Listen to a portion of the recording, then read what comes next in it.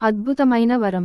బ్రహ్మ ముహూర్తం. పూర్వం కాలాన్ని గడియలలో లెక్కించేవారు. ఒక గడియకు మన ప్రస్తుత కాలమాన ప్రకారంగా 24 నిమిషాలు. ఒక ముహూర్తం అనగా 2 గడియల కాలం అని అర్థం. అంటే 48 నిమిషాలను ఒక ముహూర్తం అంటారు. ఒక పగలు, ఒక రాత్రిని కలిపిన మొత్తాన్ని అహోరాత్రం అంటారు. ఒక అహోరాత్రంకు ఇలాంటివి 30 ముహూర్తాలు ఉంటాయి. అంటే ఒక రోజులో 30 ముహూర్తాలు జరుగుతాయి. సూర్యోదయమునకు ముందు వచ్చే ముహూర్తాలలో మొదటిది. దీనినే బ్రహ్మముహూర్తం అంటారు. అంటే రోజు మొత్తంలో 29వది బ్రహ్మ ముహూర్తం. ఈ ముహూర్తానికి అధిదేవత బ్రహ్మ. కాబట్టి దీనికి బ్రహ్మ ముహూర్తం అనే పేరు వచ్చింది. నిజానికి తెల్లవారుజామును 2 భాగాలుగా విభజించారు.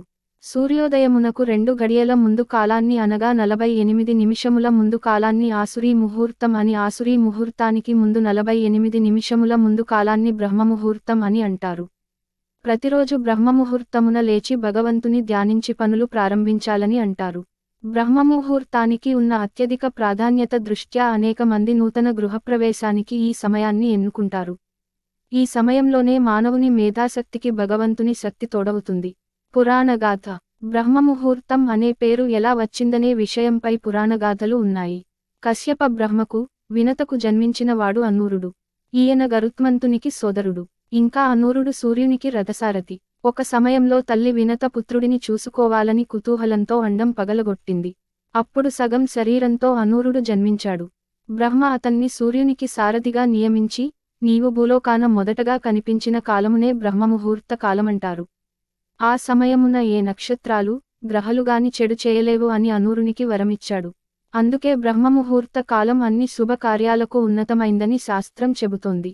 ఈ బ్రహ్మ ముహూర్త కాలమున చదివే చదువు, చేసే శుభకార్యాలు దిగ్విజయంగా పూర్తవుతాయని చెప్పవచ్చు. ఏం చేయాలి? ఉదయం 3 గంటల నుంచి 6 గంటల వరకు ఉండే సమయం బ్రహ్మముహూర్తం.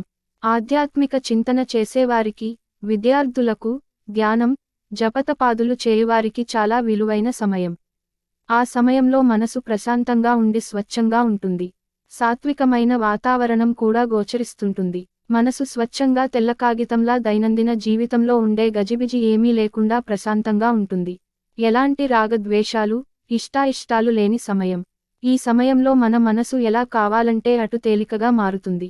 ఆధ్యాత్మిక ఆనందాన్ని చాలా సులువుగా పొందవచ్చు.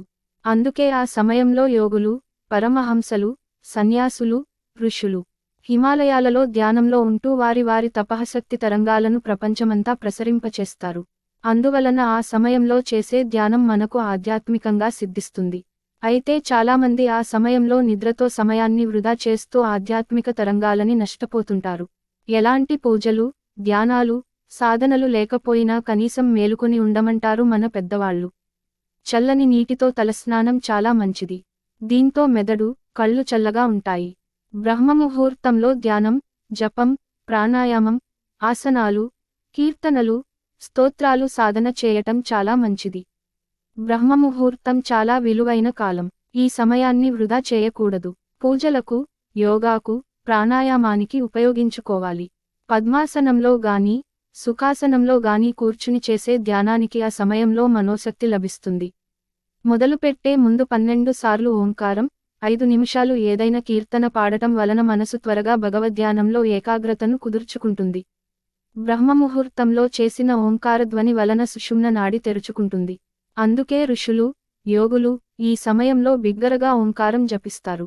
ఎప్పుడైతే మన నాసిక రంధ్రాలలోకి శ్వాస ప్రవహిస్తూ ఉంటుందో వెంటనే సుషుమ్న నాడి పని చేయడం మొదలుపెడుతుంది. అప్పుడే ధ్యానం బాగా కుదురుతుంది. ముందు మనం మన అంతర్యామిలోని ఆత్మలో లీనమై తద్వారా పరమాత్మను చేరుకుంటాము.